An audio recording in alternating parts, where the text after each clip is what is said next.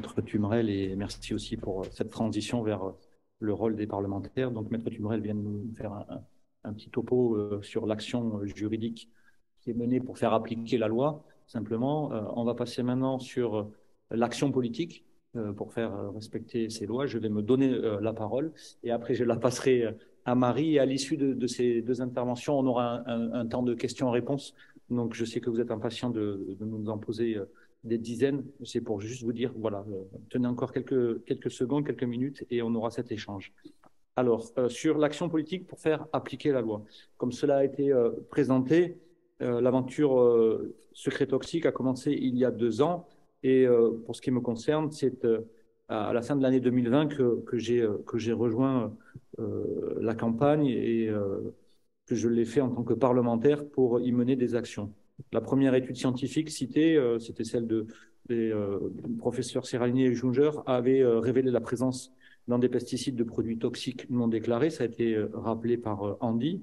Les citoyens se sont alors mobilisés par le biais d'une pétition largement signée et une centaine de parlementaires, dont je faisais partie, avaient alors relayé l'alerte. Ça a été aussi déjà indiqué en signant une mise en demeure de l'EFSA, mise en demeure à revoir ses procédés d'évaluation et à prendre en compte l'effet cocktail décrit tout à l'heure par Andy. Alors, ce qui est assez étonnant, c'est que quand ce courrier est envoyé à l'EFSA, en fait, c'est l'ANSES, notre agence nationale de sécurité sanitaire, qui répond en premier, puis l'EFSA, les deux bottant en touche en quelque sorte et se dédouanant.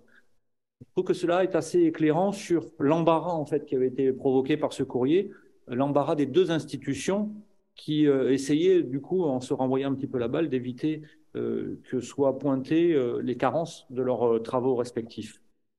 Au printemps 2021, il est décidé avec quelques parlementaires français d'écrire du coup à l'ANSES directement pour demander le retrait de ces pesticides concernés par l'étude Serralini-Junger et demander des précisions justement quant aux procédures d'évaluation à long terme des pesticides que les agences et l'agence nationale notamment est censée mener.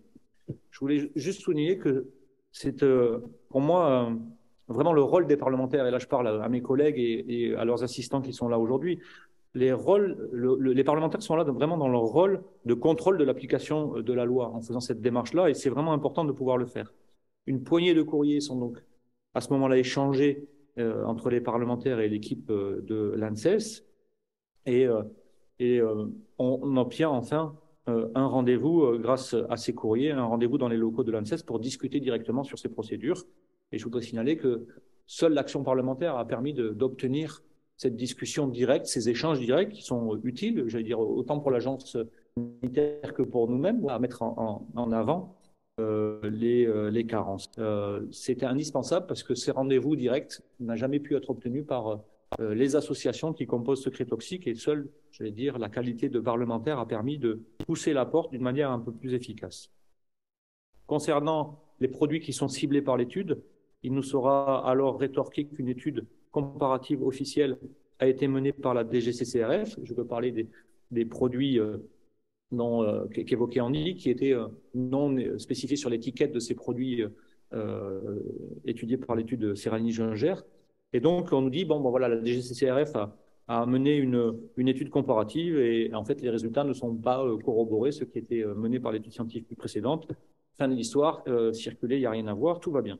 Alors, je suis prudent, comme on le disait, mais néanmoins un petit peu têtu. Et on ne s'est pas contenté avec les collègues parlementaires, notamment le sénateur Labbé, qui est avec nous dans ce combat. On ne s'est pas contenté de cette réponse. Et on a demandé donc à la DGCCRF de nous fournir l'étude comparative qui invalidait la précédente étude scientifique. Alors, on nous a renvoyé une fiche résumée de 2 pages. En gros, c'était les pesticides pour les nuls, quoi. C'est un truc un petit peu comme ça. Nous affirmant qu'il n'y avait pas de problème. Alors, pas de chiffres, pas de description de l'étude, rien de scientifique. Et c'était évidemment pas ce qu'on attendait en termes de retour de la DGCCRF. Alors, j'ai saisi la CADA, la Commission d'accès aux documents administratifs, pour que nous soit remise cette étude dans son entièreté. La CADA a validé cette demande, nous a donné raison, et la DGCCRF a donc été contrainte de nous remettre le rapport. Et alors là, on a eu une surprise collective, D'abord parce qu'on avait bien fait de demander ce rapport, puisque à l'intérieur de ce rapport, ben, en fait, on s'est aperçu qu'il y avait quand même des choses qui étaient juste pas dignes d'un travail je veux dire, scientifique d'institution nationale. Aucun sérieux, puisqu'il n'y avait pas le nom du laboratoire qui avait mené les études. Le nom des produits était invisible. Les métaux analysés qui étaient portés sur cette étude n'étaient pas les mêmes que ceux de l'étude des produits concernés. Et les seuils qui étaient retenus dans cette étude de la DGCCRF étaient jusqu'à 25 fois supérieurs à ceux qui avaient été analysés dans l'étude initiale. Donc, en fait, on avait des conditions complètement ésotériques qui faisaient bien comprendre pourquoi tout allait bien dans ce cadre-là, effectivement. Quand vous cassez le thermomètre, vous n'avez plus de température, c'est bien connu. Alors, en avril 2022, et je continue sur l'action parlementaire, continue, puisque nous saisissons alors la CNDASP, Commission nationale de déontologie dans les alertes en santé publique et j'ai oublié, et environnementale, merci, notamment sur la base des éléments récoltés pendant ces échanges avec nos institutions. Donc la CNDASP nous répond début novembre, donc c'était il y a quelques semaines, novembre 2022. La CNDASP a interrogé les ministres qui n'ont pas pris la peine de lui répondre sur les questions d'évaluation, et elle confirme notre analyse. Les instances européennes comme françaises n'analysent pas, ne prennent pas en considération les risques liés aux effets cumulés des coformulants dans les produits, ce qui ne respecte pas le règlement européen. Enfin, dernièrement, une lettre de mise en demeure de la Première ministre a été signée par plusieurs dizaines de parlementaires et d'associations. On y a fait déjà référence. L'objet est simple. Il s'agit maintenant d'enclencher les réformes nécessaires pour se remettre en conformité avec la loi et protéger les populations.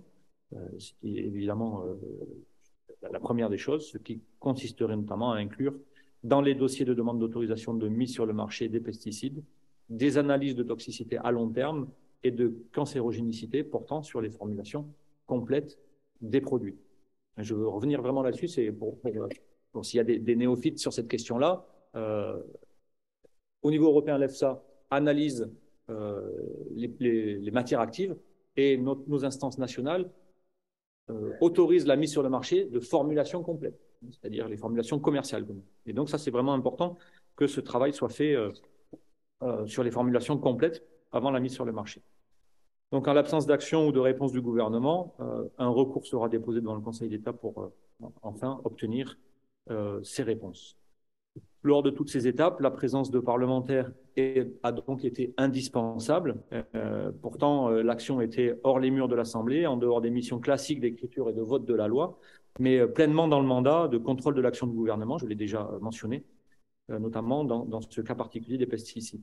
La mission des élus telle que nous l'envisageons, je pense que Marie partage ce point de vue et Elsa Faucillon aussi, s'exprime également comme ça dans la protection des citoyens, en faisant respecter les droits que la loi leur confère, notamment celui de ne pas être mis en danger par des industriels de l'agrochimie pour des questions uniquement financières. Voilà pour ce que je voulais vous relater de mon expérience depuis 2 ans dans cette campagne secret toxique et de la façon dont mon action parlementaire s'inscrit dans cette campagne. Je passe la parole maintenant à ma collègue Marie, qui va pouvoir compléter ce propos et voir comment elle envisage de son côté son action de parlementaire. Merci beaucoup.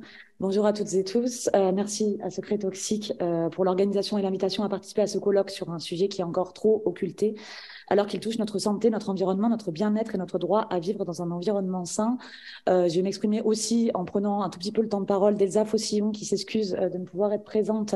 Elle a un problème d'enfant malade dont elle doit s'occuper, mais elle est bien présente effectivement dans ce petit collectif qui vous accompagne. Merci du travail que nous engageons ici depuis quelques mois. Alors, je sais que vous l'engagez depuis quelques années pour ce qui est de votre côté, même si on avait été en lien. Moi, je suis une ancienne de Notre Affaire à tous, donc j'avais été en lien avec Secret Toxique sous d'autres fonctions avant d'être élue pour la première fois, du coup, en juin dernier. Et je fais partie du groupe écologiste pour me présenter très rapidement, et députée de la Drôme. Donc, merci effectivement pour toutes ces actions que vous avez engagées depuis 2 ans. Et merci Loïc. Merci aussi à Joël qui n'est pas là, je crois, mais pour vous avoir accompagné aussi depuis toutes ces années dans ce travail-là. Ravi que l'on ait pu organiser ça ici, à l'Assemblée nationale, où nous avons la responsabilité de légiférer et de prendre des décisions qui doivent aller vers le mieux vivre et la santé humaine en premier lieu. Et où nous avons aussi la mission, et tu l'as bien rappelé Loïc, de contrôler l'action du gouvernement.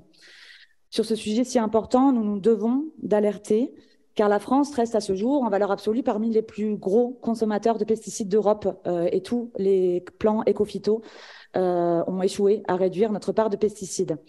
En cause, et on en a aussi parlé, le manque de volonté politique qui pousse des associations, des citoyens, des scientifiques à devoir mener là où les batailles de l'homologation, souvent devant les tribunaux. Oui, notre pays, la France, produit en moyenne tous les ans 75 000 tonnes de pesticides, dont 65 000 sont utilisés, ce qui représente un tiers des tonnages consommés en Europe. On parle beaucoup ici des autorisations de mise sur le marché et de l'homologation des pesticides qui sont dangereux. Je vais revenir sur d'autres faits qui marquent cette volonté, ce manque de volonté politique, en tout cas, de réguler l'utilisation et la mise sur le marché de pesticides. La France devait réduire de 50% l'utilisation des pesticides en 2018, elle ne l'a pas fait. La France devait sortir du glyphosate, elle ne l'a pas fait. Le président de la République s'était engagé à soutenir la sortie accélérée des pesticides au niveau européen lors de la présidence française de l'Union européenne. Il ne l'a pas fait. Le gouvernement est même revenu sur l'interdiction des néonicotinoïdes. Et ce n'est pas tout. La semaine dernière, dans Le Monde, révélait que la France continuait d'exporter massivement, malgré l'interdiction des pesticides interdits. Entre janvier et septembre, l'exportation de 7 400 tonnes de substances ultra-toxiques a été approuvée par les autorités françaises. Donc le manque de régulation des pesticides est absolument flagrant. Pourtant, notre pays se doit de respecter ses propres obligations environnementales, car nos politiques publiques sont tenues au principe de précaution, un des 3 grands principes fondateurs de notre droit de l'environnement, inscrit à la Charte de l'environnement, texte à valeur constitutionnelle, aussi parce qu'en septembre, le Conseil d'État a consacré le fait de vivre dans un environnement équilibré et respectueux de la santé comme une nouvelle liberté fondamentale. À l'échelle européenne, l'objectif de réduction de 50% de l'utilisation des pesticides à l'échelle de l'Union européenne d'ici 2030 est lui aussi bien trop insuffisant. Sur ce sujet, l'autorisation et l'évaluation des substances sont complètement inadaptées, car des substances peuvent être autorisées si elles sont jugées potentiellement non toxiques. On l'a vu avec les études commanditées par Syngenta sur la qualité des eaux françaises en septembre, qui avait tout d'un coup requalifié l'ensemble des eaux françaises comme non dangereuses pour la santé, parce que l'ANSES avait reçu des nouvelles études commanditées par Syngenta. C'est absolument dingue cette manière d'autoriser en tout cas des pesticides sur le marché et de qualifier comme potable des eaux. Il est grand temps d'inverser effectivement la charge de la preuve et d'exiger de la transparence dans les autorisations qui impacteront des centaines de milliers de personnes sur des années. Il est grand temps de faire passer la santé humaine, la protection du vivant, au-dessus des logiques de marché et de l'intérêt des industriels. L'État français est aujourd'hui poursuivi pour manquement à ses obligations de protection de la biodiversité à cause de défaillances notoires du processus d'autorisation et de mise sur le marché des pesticides. Les conséquences de l'inaction, du manque d'évaluation de la toxicité et de la transparence au niveau des autorisations de mise sur le marché sont déjà terribles et dangereuses. Près de 2 tiers des fruits, légumes et céréales de l'agriculture conventionnelle commercialisés en France contiennent au moins un résidu de pesticides, selon un rapport de l'association Génération Future. En Europe, la masse des insectes ailés a déjà diminué de 75% en moins de 30 ans. Tous les insectes pourraient avoir disparu d'ici la fin du siècle.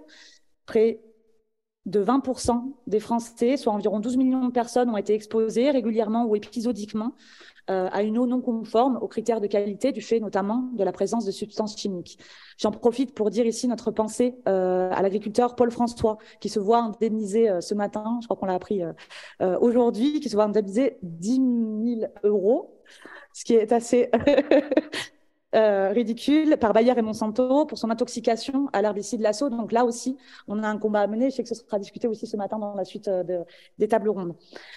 Il en va de la responsabilité de l'État que de transposer le droit européen et de mettre en application l'arrêt de la Cour de justice de l'Union européenne qui dit que l'absence d'effets nocifs sur la santé humaine et l'absence d'effets inacceptables sur l'environnement, à court ou à long terme, doivent être démontrés pour qu'une substance active soit approuvée.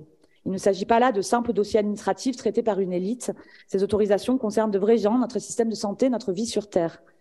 J'y reviens, mais sans insectes, d'ici la fin du siècle, c'est la fin de la pollinisation et c'est la fin de notre capacité tout simplement à, à se nourrir et donc à vivre. À notre échelle, nous, députés, avons le rôle d'alerter, d'agir pour appuyer les révisions des procédés d'autorisation, aux côtés du collectif d'associations comme Secret Toxique et de nombreux autres qui agissent au quotidien pour faire prendre conscience de la dangerosité de tels procédés dans l'autorisation des substances nocives. Merci à ce collectif de citoyens et d'associations qui portent au nom de l'intérêt général un travail précis, scientifiquement étayé. Vous en verrez les fruits toute cette matinée. C'est notre devoir en tant que parlementaires aussi de les soutenir, d'écouter les scientifiques qui nous alertent depuis maintenant des décennies sur les effets délétères des pesticides sur le déclin de la biodiversité et les effets dévastateurs d'un tel déclin pour le vivant. Côté législatif, nous devons taxer les engrais et les pesticides, planifier la sortie progressive des engrais et des pesticides de synthèse, interdire aussi immédiatement les plus dangereux, glyphosate, néonicotinoïdes, avec accompagnement financier si nécessaire. Sur le glyphosate et les néonicotinoïdes, on est revenu en arrière ces 5 dernières années, donc nous devons mener ce combat-là. On se saisira de tous les leviers. Merci à toutes et tous pour votre présence ici. Au plaisir de continuer à nous mobiliser sur ces sujets-là, aux côtés des associations et des citoyens partout en France, au travers de tout ce que vous organisez, et notamment au travers du tour aussi que vous organiserez dans l'année à venir. Soyez bien sûrs que la bataille pour le vivant se passera à la fois sur nos terres, devant les tribunaux et dans nos assemblées, et que nous n'avons pas d'autre choix que de la remporter. Je vous remercie.